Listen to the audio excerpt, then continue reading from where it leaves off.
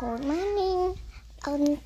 Ơn nhờ bị cây nhai đặt là cái bài lên là nia. Ôi mơ cho tầm nơi bị đệ lần sắm bồ.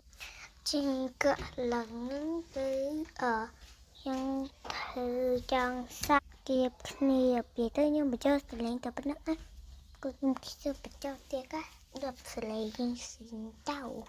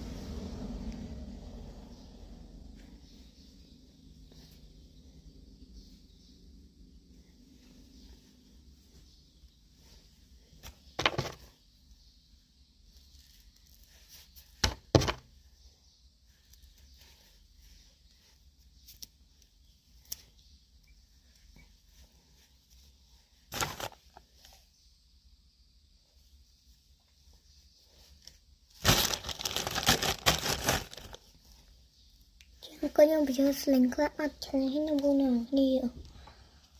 Hôm ba ta kịp.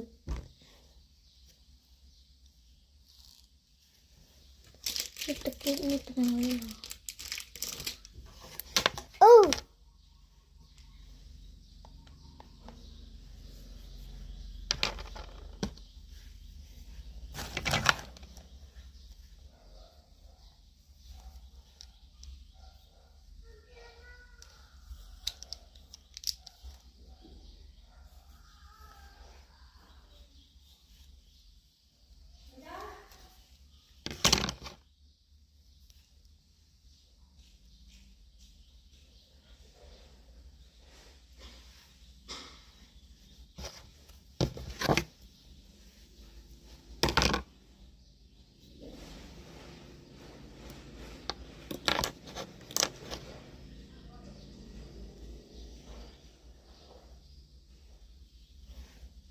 Tập nó tụi mình biết